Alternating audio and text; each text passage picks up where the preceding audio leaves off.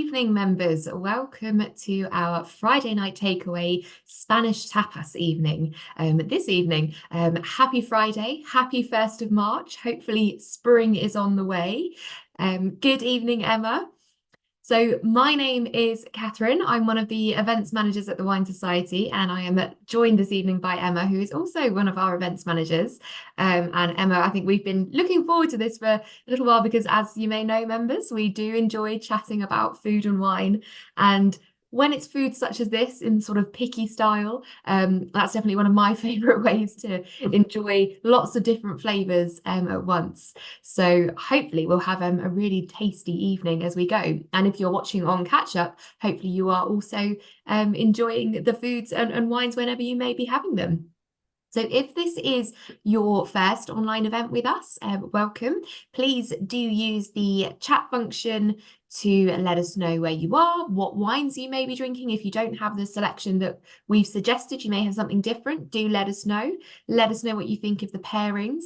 And as always, if you've got any questions as we go this evening, please do pop them in the Q&A, and myself and Emma will be keeping a little periodic eye on that and answering them as and when we go through the food and wines.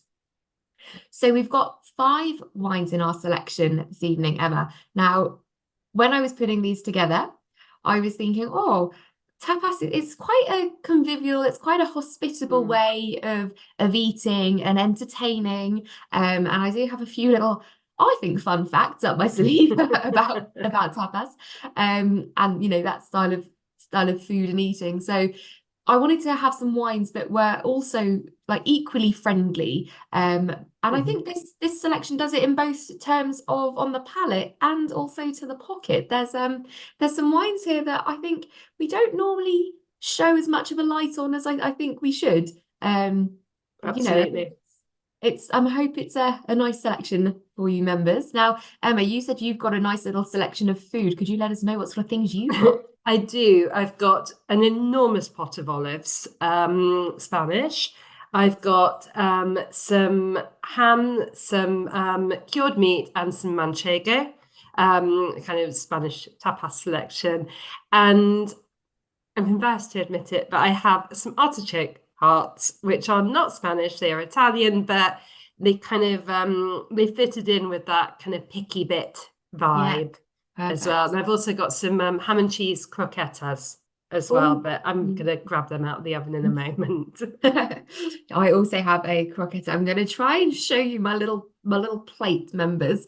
Let me just adjust my camera down. Ooh. Oh, looking good. I like your padron peppers that you've got there. Thank you. I actually did them in the oven, and I do have a fun fact about padron peppers a bit later on, but we'll save that. So members, let us know what you may have on your tables, on your plates. Maybe there's a group of you and you've all brought something round. We'd love to live vicariously through your dinner table as well. Absolutely. But before we go on to talking about the wines in full, I'm going to talk a little bit about where tapas came from.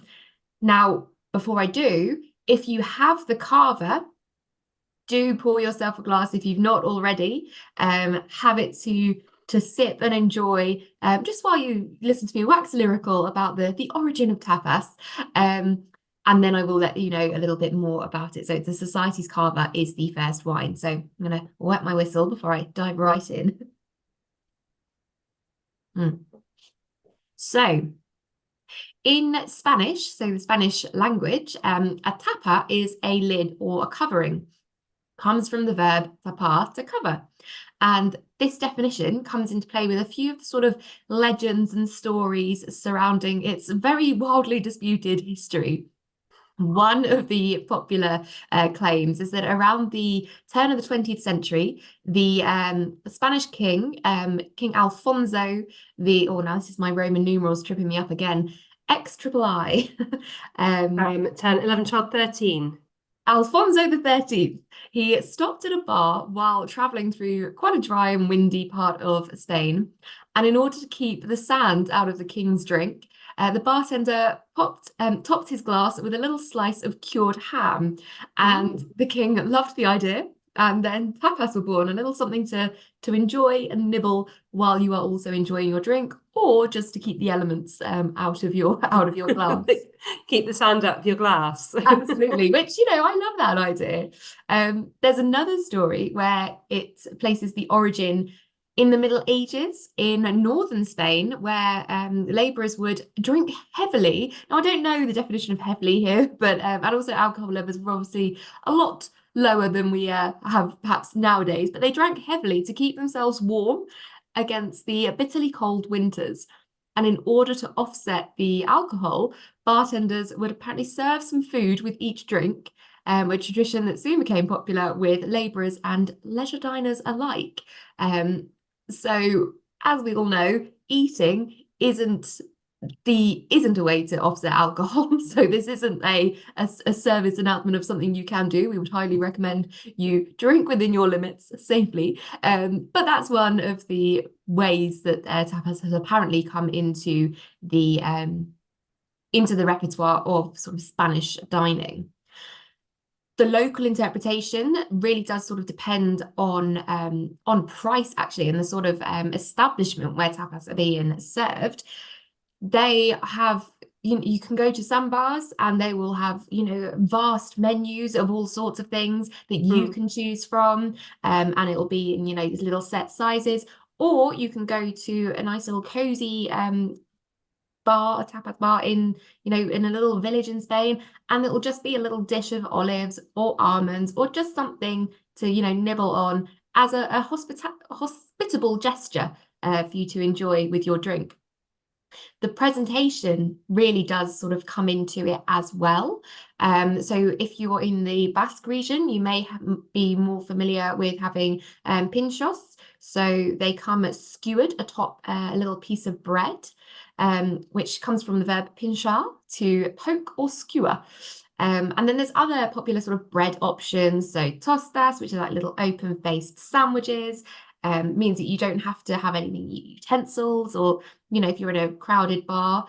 And then tablas are sort of like what we would recognize as a charcuterie board. So some meats, some cheeses, a bit more of a sharing way to enjoy it. So some jamón ibérico, or some lovely slices of manchego. And then the thing that sort of surprised me but didn't when I was having a look into this is the classification of a tapas style, which is a conservas, which are quite the unsung hero of the Spanish food world, and that is canned products. So where you get those lovely, beautifully designed, tins of sardines, anchovies, tapenade like pastes that are really quite stunning in their packaging as well. Those are something that you really see quite a lot of in bars and restaurants. And I'm sure we've all been to Spanish restaurants and seen the big olive jars used for storage, and it's actually really nice how it's embraced. Packaging is embraced in a way that perhaps we don't over here. We think of tinned food as a bygone throwback to post-war rationing, or what you can cobble together. And actually, tinned products are amazing. I've got some tinned anchovies on my plate this evening, and it's a great way to get those flavors without having to go for costlier versions, ones that they're very shelf stable. We're getting a bit too into food awareness here, but those are things that are really great things to consider. But I think the key takeaway is that wherever you are getting your tapas styles, whether you are in a more UK style like tapas restaurant where it is a sit down, everyone orders things, and you want to make sure that you don't get left with one croquette too few for whoever's there. It is a real myriad flavor that comes from this style of dining, obviously region specific, and seasonal specific as well. So you can really play around, which is why we've got a selection of wines that really suit all sort of styles of dishes. And we have made it so it is with particular elements of the food rather than this must be had with this food for it to taste nice. And there's going to be a little bit of crossover as well between the wines, excuse me, as we speak about them this evening. So I think there's no further ado, I'll tell you a little bit about the first wine, which is a Cava. Now, I chose a Cava because it's fun, isn't it, to have something fizzy on a Friday evening. And Cava is one of those wines that in the sparkling wine world is really finding, I say finding its feet, it's always had its feet found, but actually for the consumer and perhaps in the UK, it's really storming ahead in terms of popularity. The quality is excellent for some of them, and it can be very cost effective, for want of a better word.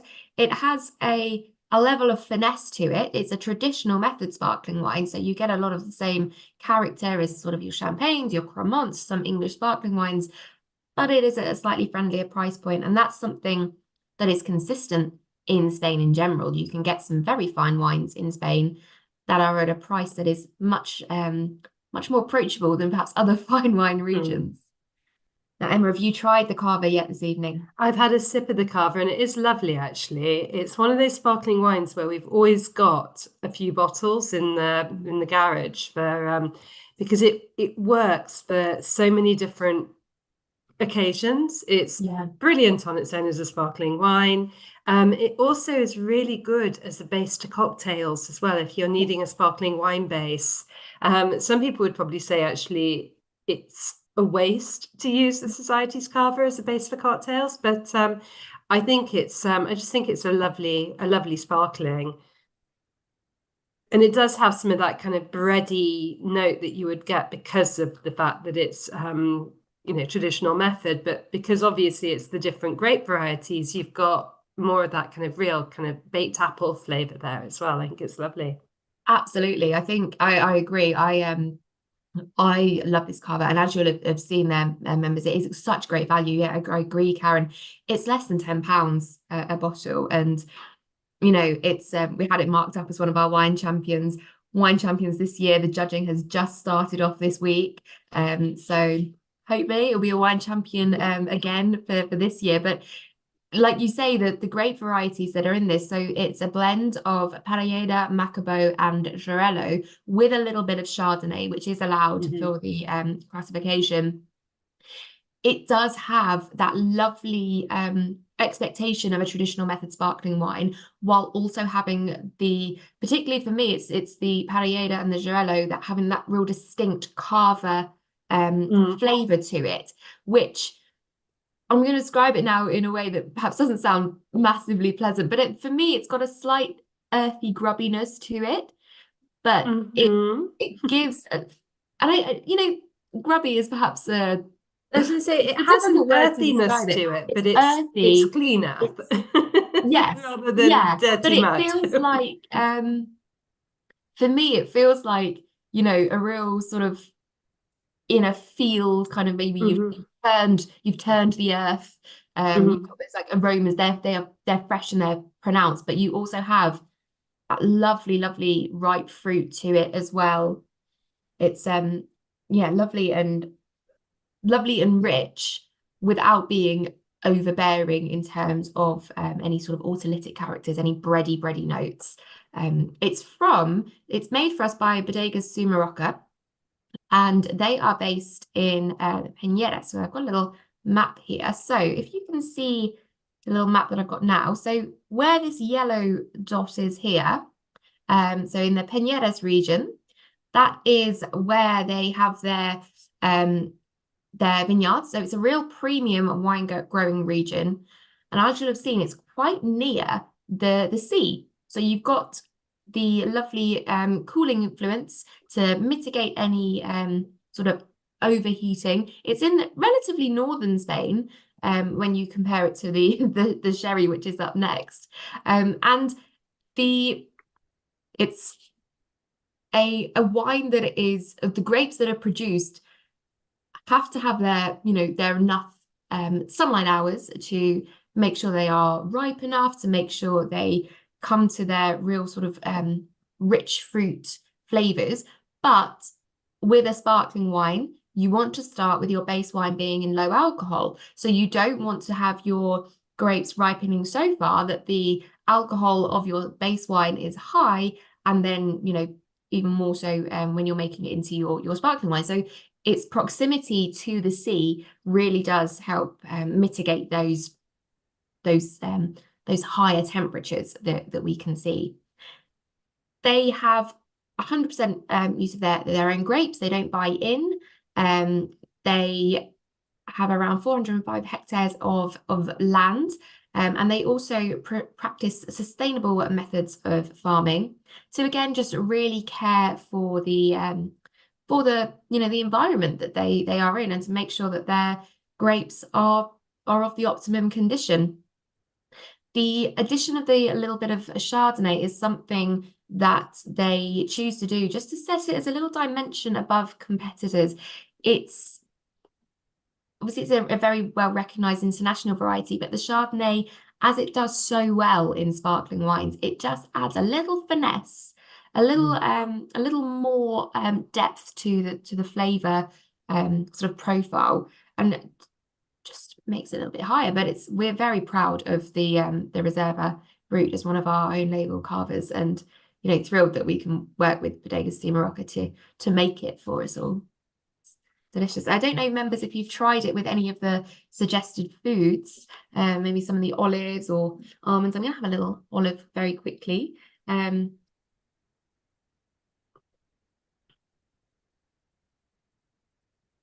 I've just tried it with an artichoke, and bearing in mind they can be really tricky to pair, for me that's worked quite well. I'm quite pleased with that one.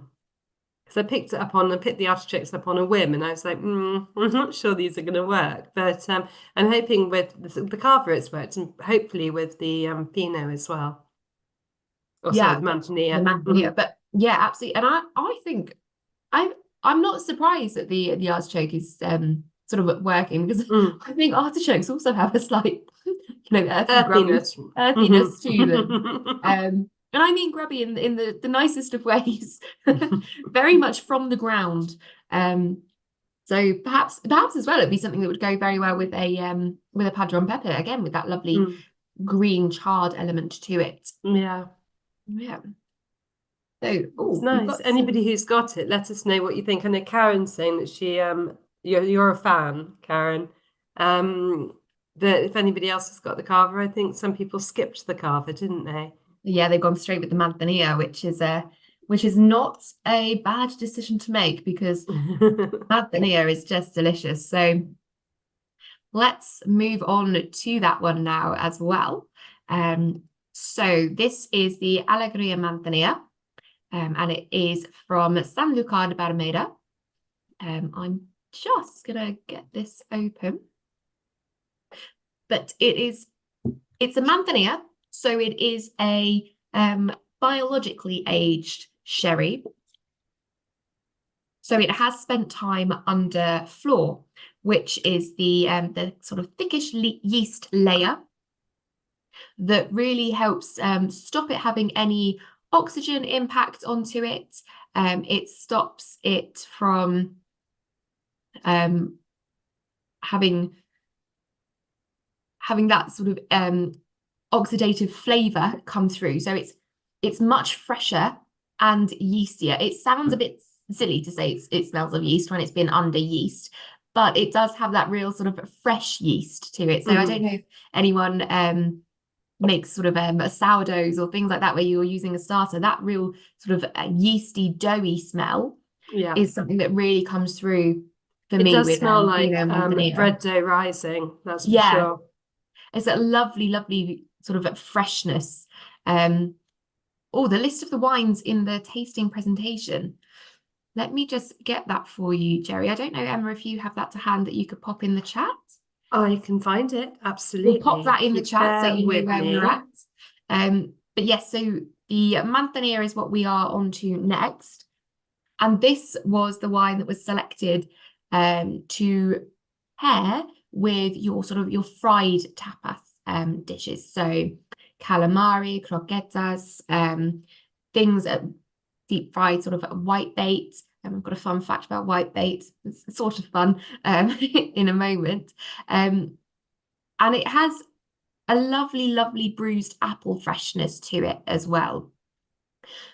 It is also an amazing aperitif. So if you weren't having the cava and you were deciding just to go with the manzanilla, then that is a great decision. And I can just see that someone has commented that it's great with fish and chips. Yes, absolutely delicious with fish and chips. I think a manzanilla or a fino sherry with fish and chips is one of my favorite dishes. And again, very good value. So it's £9.50 a bottle, and this is a full 75 centilitre bottle, which, you know, when you look at some sherries when they are coming in the half bottle size, which is lovely, you may not get through the full bottle in enough time. It's nice to have a really good value full size that you can go for. In terms of storage, because it has had some because it has only had biological aging and it's not had oxidative aging, this isn't a sherry that can just be open and left for aeons. You shouldn't really do that with any of your sherries, but the ones that have had some oxidative aging, they won't be impacted in the same way. So this should really be treated as a standard white wine, similar with a fino as well. So once opened, kept in the fridge, probably will last you a good 4 or 5 days, maybe a little bit more if it's not quite in the fridge door, so you don't want your fluctuating temperature, but it's not one that will last indefinitely. It's from down in the San Lucar de Barrameda. So we'll bring up the map again and we'll see the difference in whereabouts in Spain this one is from. So it's really, really down in the south. So right down here in Jerez, where the little green dot is.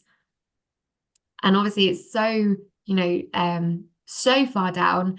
I mean, just across the sea or into you know, the mainland, you know, African continent, then you can imagine how hot it does get down here. That is very that is important for the production of sherry. And actually, in the San Lucar de Barrameda, there is some lovely winds that come through to stop it getting too sort of musty, moldy in a way that they don't want the grapes to. It is produced by for us by Williams and Humbert, and they were founded in 1877 by Sir Alexander Williams and Arthur Humbert. They were originally located in the heart of Jerez, but in 1994 they purchased a modern bodega just on the outskirts of the city. The building is, I mean, one of the biggest wine cellars in Europe at around 180,000 meters squared. So pretty huge. They do make a very vast range of sherries. These days, the company is wholly owned by the Medina family, and it's the last 2 generations of Medinas that are currently work side by side to produce a real range of sherries.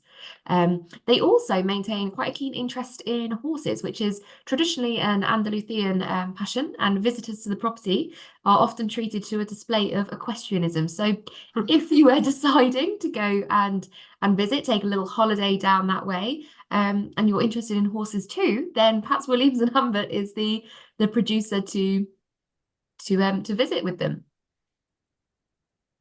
Oh, now I see Jerry. So you're saying that you were going to go for a fino, but dropped it in favour of still white from the Basque, a chacolina. Yeah, that would be delicious. I hope that's going down well with the food that you have. Roger, are your croquetas just a sort of a cod croqueta, or have they got ham or cheese in? The manzanilla tastes a bit bitter with them.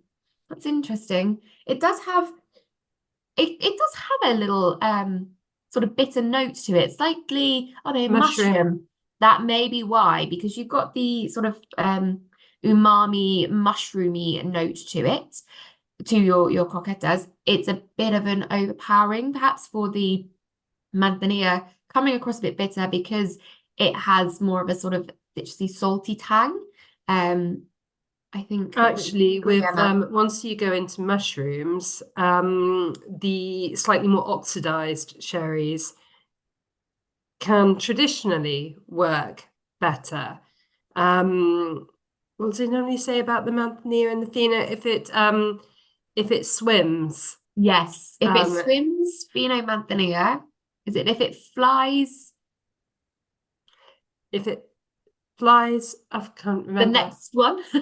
And then if it runs, Oh, Oloroso. so if it flies Amontillado, and if it runs, Amontillado. then it's an Oloroso. Yes. Um, I mean, it's really interesting when you look at sherry pairing as a whole. Mm, What might be quite a nice sherry to consider, Roger, if you were going to go for the sort of mushroom croquettes again, is a palo cortado, because you've mm, got that's the best of both worlds almost for a sherry. You've got your oxidative elements, but it's also had some of those biological aging as well. So you get those lovely combination of mm. flavors.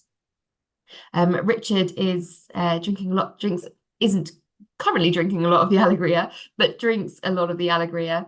It's fantastic value, and he's drinking the Fino tonight, which is also great. Yes, the Society's Fino is Mm-hmm. amazing value as well, and a real.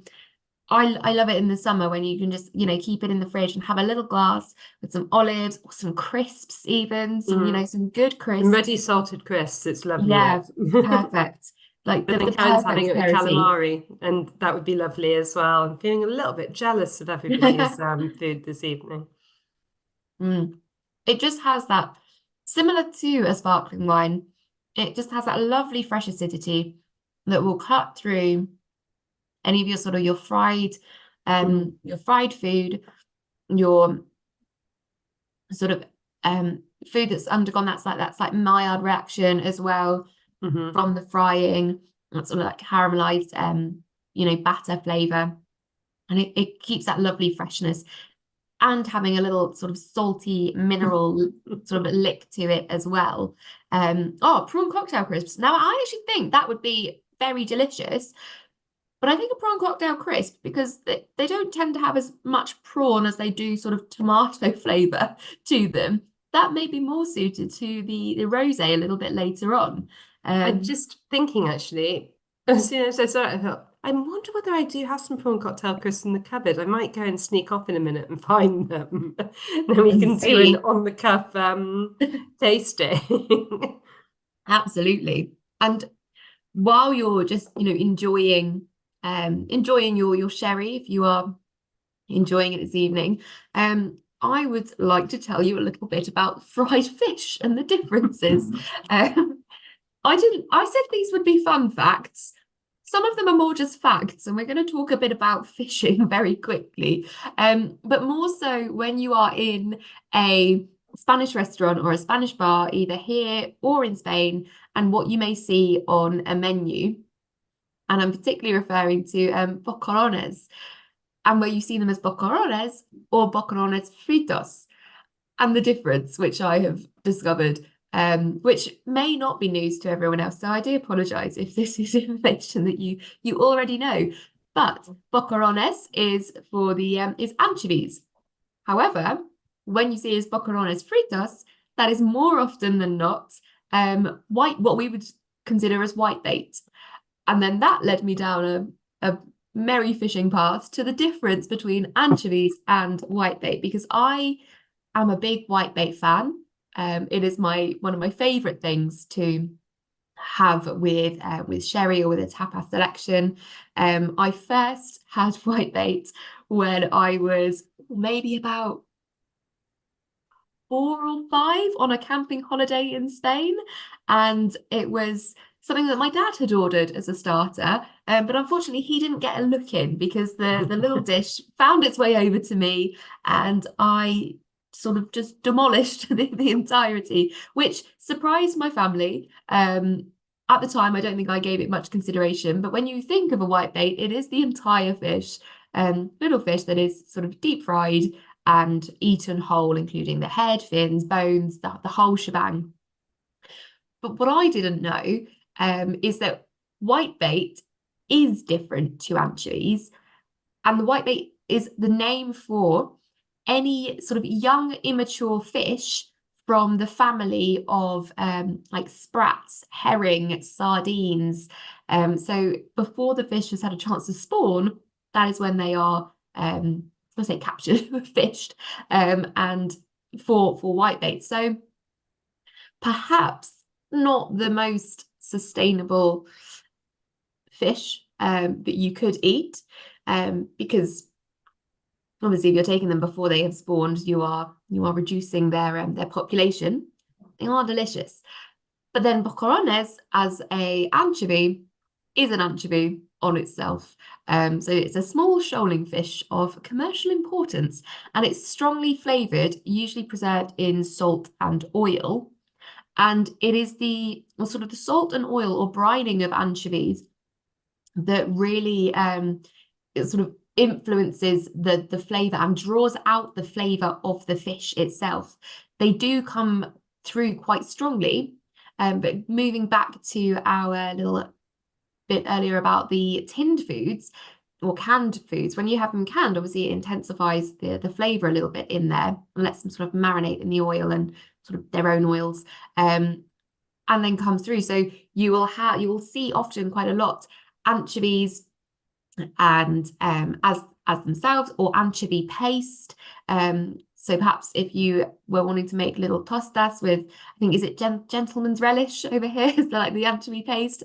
Those would be something that would be quite a consideration. So I feel we've had enough of a departure about fish for the moment. But I hope you found that as interesting as I did. And I think we can move on to the next one. Although, Emma, you have just tried your prawn cocktail crisps and No. manzanilla. Didn't they No. work? No? No. Okay. They were a very disappointing combination. It is possible it's because I accidentally bought the ones with 45% less salt. Oh, It's like, yeah. oh dear. But no.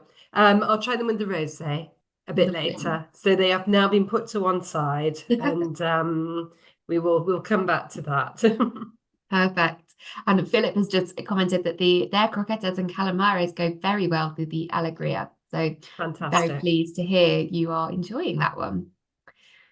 Now, the next wine is a white. Let me just get my teeth in to pronounce it. It is the Viños López El Ventilador Garnacha Blanca Valdejalón 2022 vintage. Well done. I've been practicing that in the office all day, much to everyone else's annoyance. But it is a lovely white wine. It is predominantly Garnacha Blanca, so it's 70%, but it also has 30% of Macobo in the blend as well. And we have also just experienced Macobo in the Cava. So the Macobo just adds a little bit more succulence and roundness to the wine. It's one that has a lot of flavor, personality, and I chose this one to pair with sort of vegetable led. So I'd like to hear how it goes with your artichokes, Emma. I was thinking of my padron peppers at the time, and also I've got a little gazpacho. So gazpacho or ayo blanco, so the chilled almond soup. That's the sort of thing that needs, I think, needs a wine that has a lot of body and bulk with it. Yeah, Karen, I think it would go well with Spanish omelette as well, because you've got more than just eggs in a Spanish omelette. You've got your sweetness of your onions and the fried off potatoes, and then the sort of the egg around it, and it, because of the thickness and the way it's cooked, it often has a bit more of a caramelized flavor.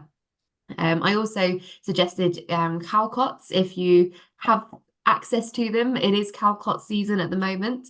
Members, if you're not aware of a calcot, they are sort of like a very fat spring onion, more spring onion than leek, but nice and chunky, and they're often served really sort of charred and served with a romesco sauce, so peppers and sort of almonds in there. So I wanted a wine that had a lovely nuttiness coming through. It's as Actually funny, Richard's given us a public service announcement as to be careful what you order. But Derek was saying it goes well with the manchego, and actually I've just been having it with the manchego as well, and it does work really Perfect. well together. I Oh, haven't that's tried it great. with the artichoke yet though, so I'll do that in a second.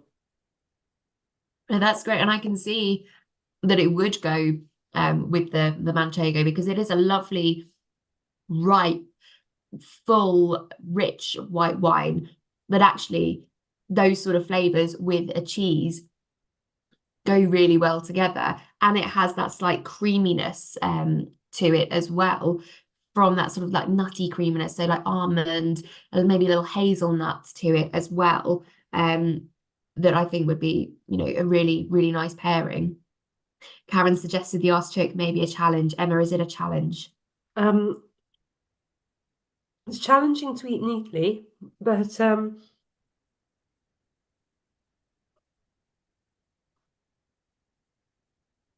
not bad. Not bad.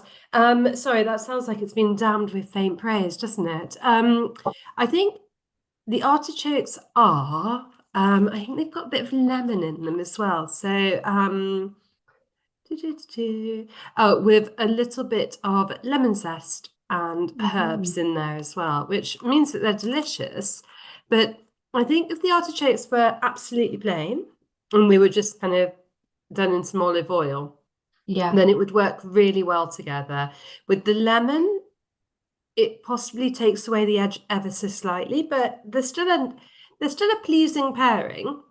I don't think I would say that they are, wow, that's it. Do you know what I mean? I think I Yeah. prefer the manchego with it, but I quite like that about tapas as well, because when you have a glass of wine, you are trying so you've got a whole array of dishes alongside your bottle of wine, or glass of sherry or whatever it is you're having. So you kind of you're not food and wine matching so intimately. It's more of a kind of general feeling.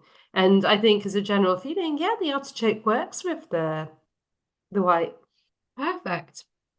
I'm gonna try. I've got a tiny cup of gazpacho, which so carry on amongst yourselves just while I try it with the wine. But I want to see how it does work with a soup. Yeah, because soup's quite difficult. We always say soup and wine is a bit like liquid and liquid, so it can be quite hard to pair them together unless you do it with a sherry. How's that working? It works. Yeah, it works. I think after this I might try it with the sherry as well Mm-hmm. because I Mm-hmm. agree. I love pairing a sherry with a soup, Mm-hmm. not least because often you may pop some sherry in a soup. If you're doing a consomme, it's not a strange concept. But Mm-hmm. with gazpacho and with Arroyo Blanco as soups, because they have a thickness to them.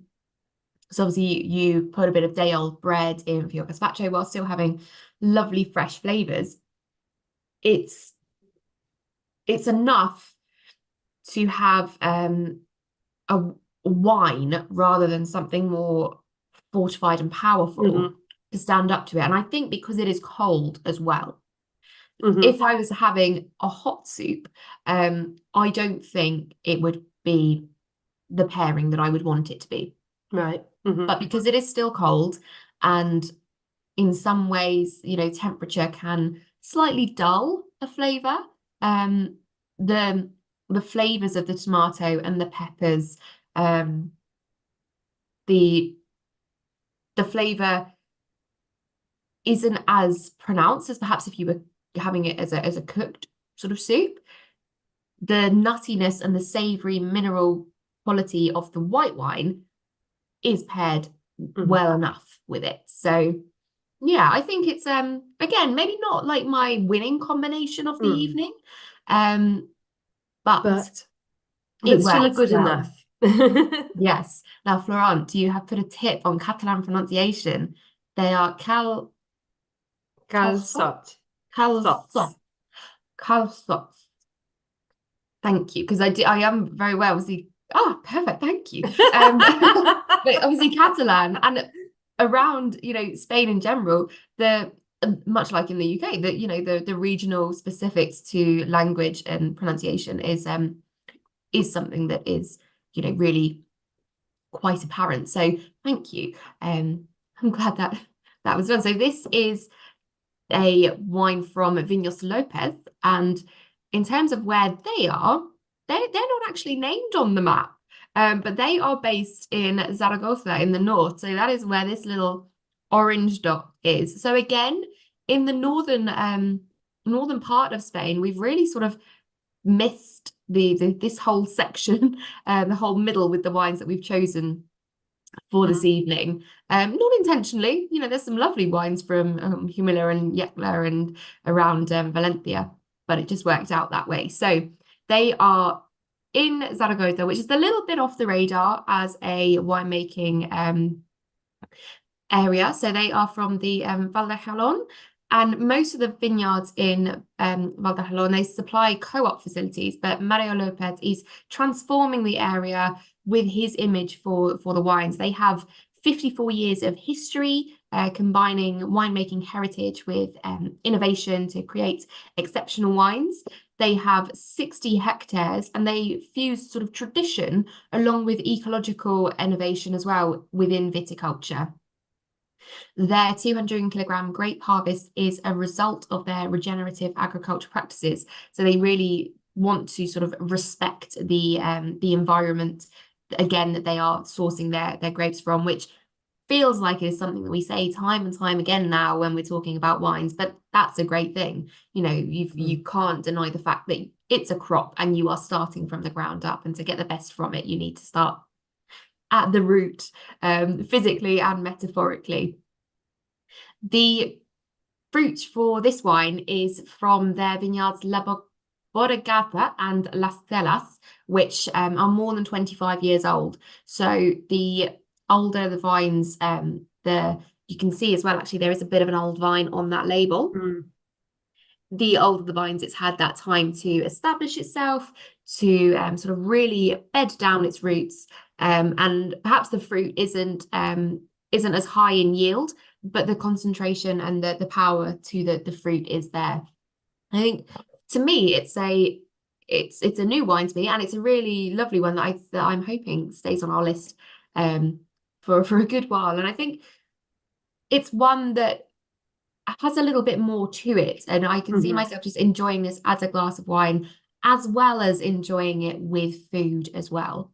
It has the lovely freshness and acidity that you need in order for it to work as a good food wine. But it's got enough weight to it as well. It's it's kind of fresh but also a little bit creamy. It kind of seems to tick a lot of different boxes. Yeah. Well, yeah, Karen said it's fine on its own as well. That's great, because you can enjoy that over the rest of the weekend. So before we go on to our next wine, which is the rosé, I have my final fun fact for you. Final. I know, I'm sad too. This one is a little bit more interesting than the fish. This is about padron peppers. So I've got some padron peppers. I've not come across a spicy one yet. Members, I don't know if any of you have some padron peppers, and if you do, have you ever had a spicy padron pepper? It is a bit of snack roulette, isn't it, what you're gonna get when you have it. But it's very few sort of chili peppers have the surprise that a padron pepper does, because they all have a heat range, but you can be a little bit more sure of what to get, or what you're getting. If you buy a bird eye chili, you're expecting the heat. If you buy a Scotch bonnet, you're expecting a certain heat. If you just buy a normal bell pepper, you're hopefully expecting, and you'll hopefully get not much heat at all. So 90% of the time, these Spanish chilies, which are known as pimiento de padrón, are some of the mildest on the planet. And then there's around 10% that are really spicy and give the same amount of punch as a jalapeno. So the range for a padron pepper is between 500 to 2,500 on the Scoville heat range, which apparently, according to the internet, makes padron peppers as fun to eat as they are tasty. I think it's, it's a question of opinion as to whether you find that that slight risk fun. But as I've never experienced a spicy one, I'm willing to take my chances and just keep eating them. I do also love them because they always add a nice bit of greenness to the plate, so it feels like you're getting goodness amongst all the fried You're getting your food. vegetables in. Yeah, even if they are covered in olive oil. Olive oil's good for you. I've had one once that was spicy, and I Was it genuinely surprisingly didn't spicy? know. Nadia's never had one. I've only ever had one once, and I thought I didn't know what to do with myself. Actually, Yeah. it was unfortunate because I was also out. But yes, it was extraordinarily hot. But Oh, Sarah says when you get a spicy one, you know it. Okay. I feel that's a challenge. The pepper themselves, they have quite a history. They made their way from South America to Spain as early as the 16th century. And they're named after the village of Padron, which is nestled in the sort of northwest of Spain and is the pepper's primary growing region. And interestingly, often we see them on, on a dish or in the supermarket as green peppers, but the life sort of coloured pattern of a pepper is that if they are left on the plant, they will go through yellow, orange to red. But I think aesthetically, the green has sort of been has become a preferred way to enjoy them, and also with the flavour from them. And the chance of a padron pepper being a spicy one means that it is a pepper that has happened to have got a bit more water and a bit more sun than the rest of the peppers on the plant. And that one has been able to develop its spicy character, where the others are just, slightly more vegetal and, So as what you're saying then is that if a padron pepper has been pampered, yes, it becomes spicy. yes. So Okay. you show it a good time and it betrays you. But there's over 33,000 pounds of padron peppers that are grown in the padron area each year.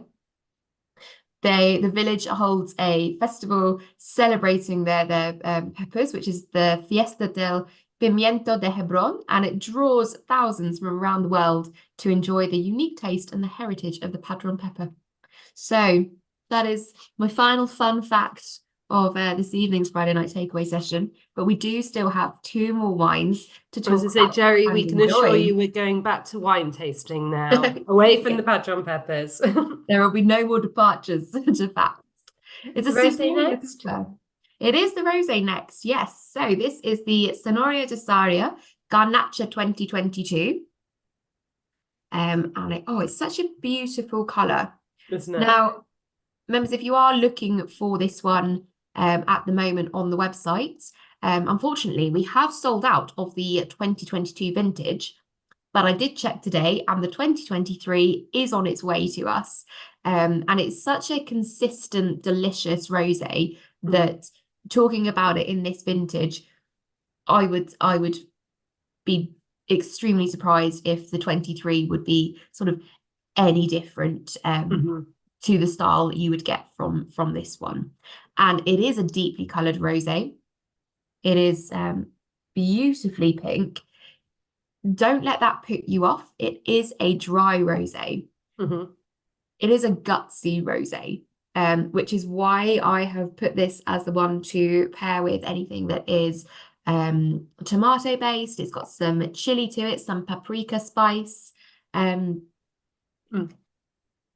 just had it with a piece of kind of a piece of cured meat. I shall hold it up. It looks very unattractive if I do it like that. But with all the pimento and everything in them, it goes beautifully well. Nadia, I don't think you're pampering your padron peppers properly. You need to go and sing to them. Maybe a little window so the sun can come through.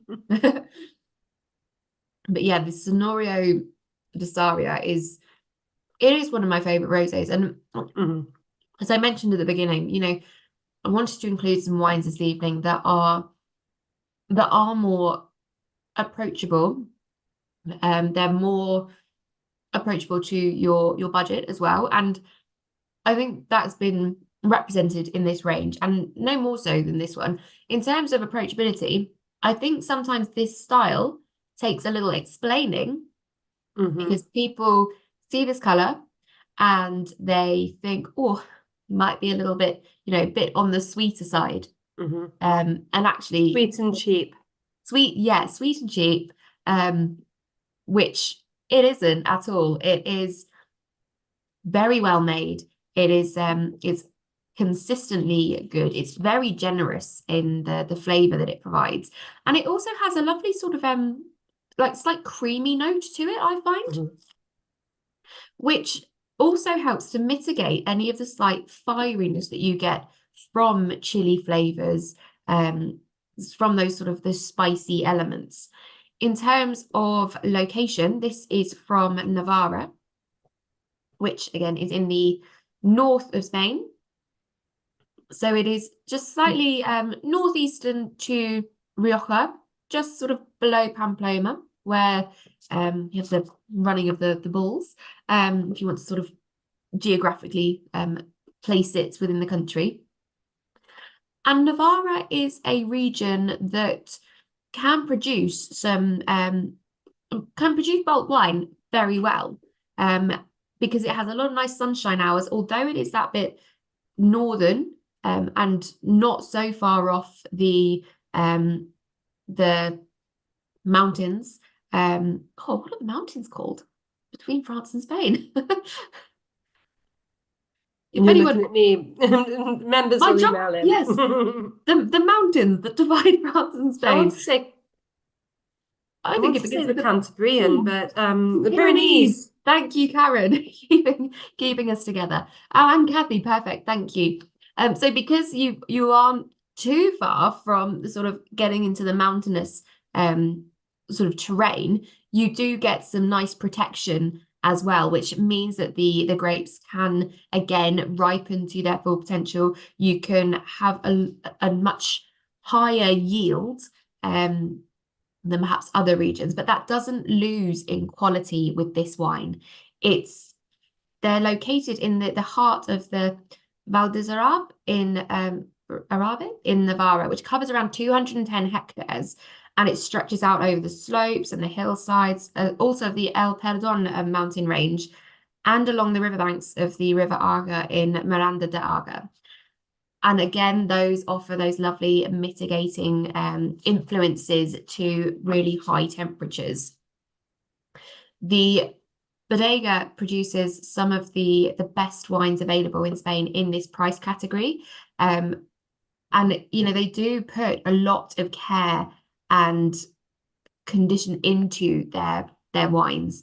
The winery was founded in 1953. They wanted to really demonstrate the region it's from. So there's a lot of cypress trees, a lot of other vineyards, and they wanted the wines to reflect the region that they are from. And I think it does, and I think you can easily bypass it on price and color, and I really don't think you should. I think it's such a lovely wine. Particularly, you know, we're not quite in the height of summer yet. I got lulled a few weeks ago by the temperature and turned my heating off. And on principle, I'm not turning it back on. But it is still a little bit chilly. So this is a wine that really does stand up to those gutsier dishes. Yeah, Derek is saying that the Sarrìa really stands up to spicy patatas bravas. Great. That's the sort of thing we want to do. I mean, if you were having perhaps as well like a tomatoey fish stew. We're moving slightly away from tapas, or unless you had it in a tiny bowl. But those sort of dishes as well really would do well with a rosé. We say it time and time again. It's the best of both wines, isn't it? You've got the lovely really is. freshness of a white, and you've got the body and the weight of a red. So Jerry, it will become available again. At the moment, the 2022 vintage has just sold out, but the 2023 is on its way to us, and I think in the next month it should be back on the website. So hopefully, you'll be able to pick up a bottle and enjoy it. And without wishing to completely lower the tone, it does work really well with prawn cocktail crisps. So there you go. If you need to elevate your packet of crisps with a glass of wine, then it's a good choice. Lovely. And I'm not surprised by that, because going to a prawn cocktail crisp, it is very much, I think they should rename them to Mary Rose tomato crisps rather than you're right. prawn. It's is, the Mary Rose sauce. I was going to say, a prawn cocktail with the Mary Rose sauce. It is the Mary Rose sauce you're tasting, isn't it? The prawn cocktail is the kind of the conduit to the sauce. The prawn sauce. Absolutely. And we're sticking in Navarra for our final wine this evening, which again is a wine that I don't think gets the attention I don't think it gets the attention it deserves. Perhaps it does, because I speak to so many members and they say, oh yes, it's delicious, we have it as our it's our staple house wine, and I'm like, yes, me too, because it's great value, it's delicious, and it is the Sabina Tempranillo Tinto 2022 vintage. But again, consistency is key with this wine. The vintage, I would say there is no vintage variation that is discernible in this wine. It is a really lovely, bright, fruity expression while still having a nice bit of character to it. It's the Tempranillo grape, which is also the grape variety that you find in a lot of Riojas. And as we'll have seen on the map, I'll bring that up again shortly, just how close it is to Rioja. It's just because of the classified sort of demarcation lines, and the ground doesn't suddenly go, right, that's it, I'm not in Rioja anymore, so I'm not gonna be the same in Navarra. You do still have that lovely quality soil for producing really delicious Tempranillo based wines. So we just bring the map back up. Yep, so back in Navarra here. I mean, look, it's just across the Ebro River, really, from Rioja. And it's no surprise that Tempranillo does so well. It has had some oak use to it, which adds a lovely little bit of spice. A little bit of spice and a little bit of polish as well to it. A little bit of toastiness. It stops it just being fruity, which would be lovely, but it gives it a little bit of class, a little finesse to it.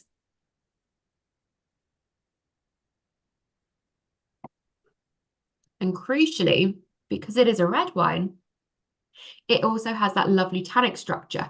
It's not really really overpowering. This is nowhere near the sort of silky dryness that you could get from an aged Rioja, but it does have enough of that structure to mean that if you are having it with very protein-rich foods, so the little meatballs, the albondigas, or with chorito in red wine, or even the manchego again, or other aged sort of hard Spanish cheeses that have a high protein sort of density to them, the tannins in this, it plays really nicely together, and it means that it softens out your tannin slightly. Also, anything a bit salty will soften out the tannin.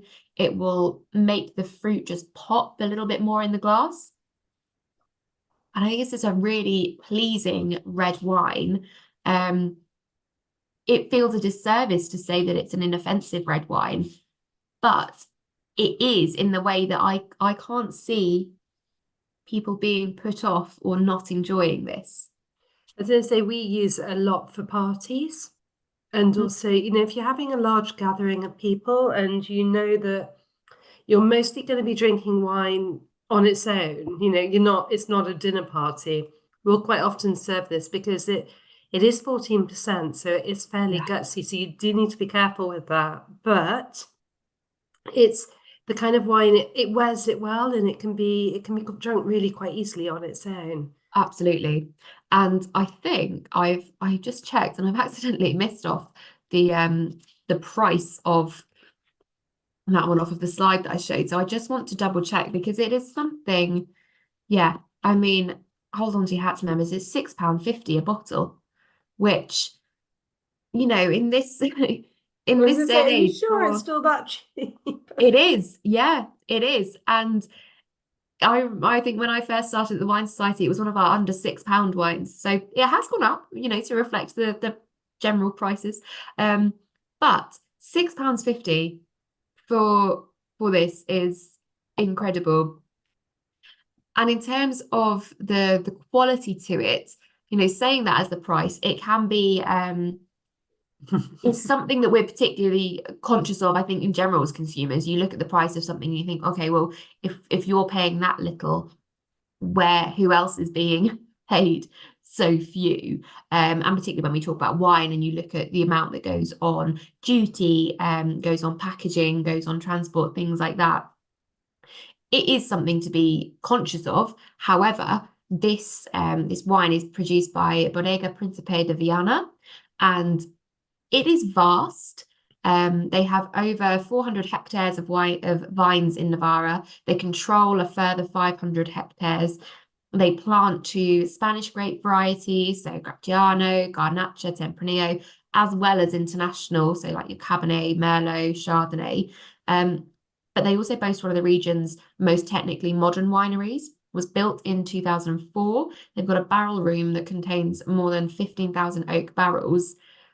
Despite this, they have a really considered approach to their winemaking.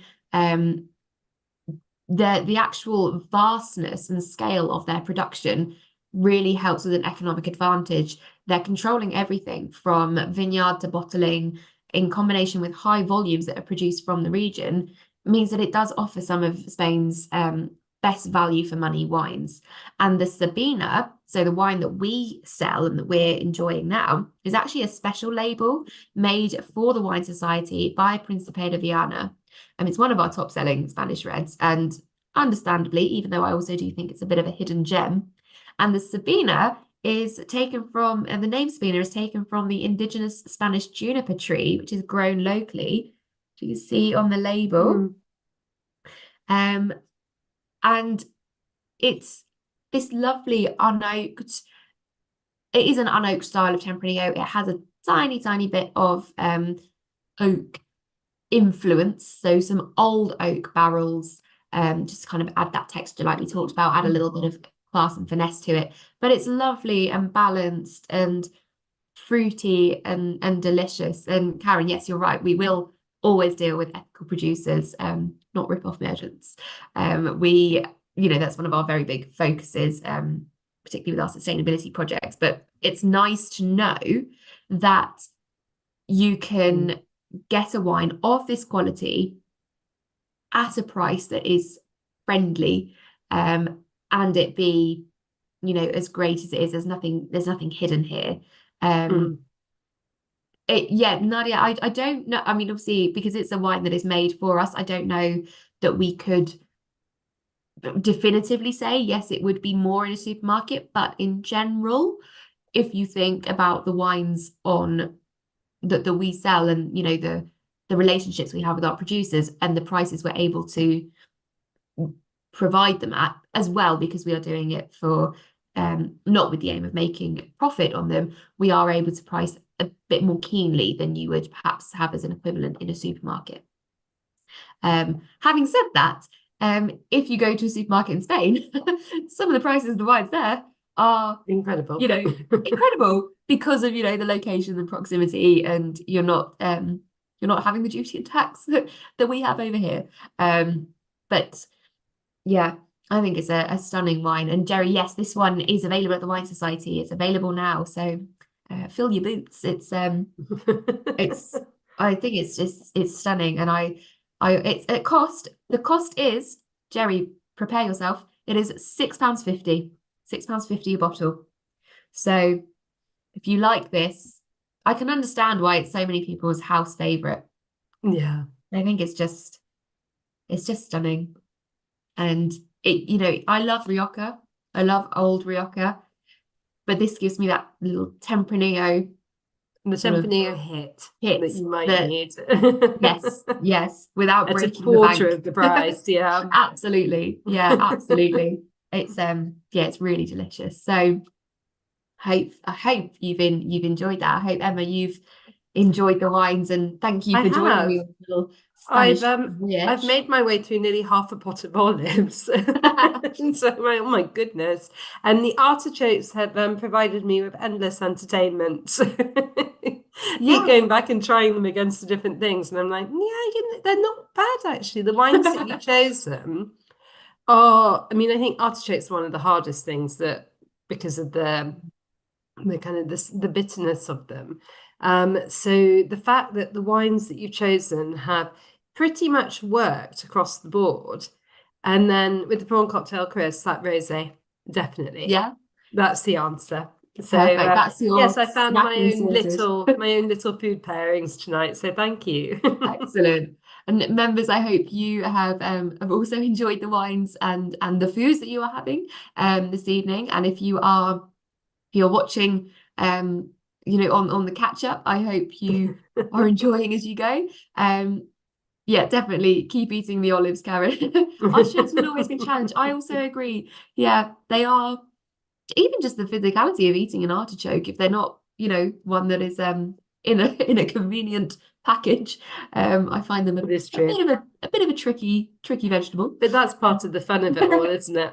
We will all of us will just keep going out there and trying new food and wine pairings. That's where the fun is. So absolutely. Thank you so much, members. Thank you, Emma, for spending your Friday evening with us.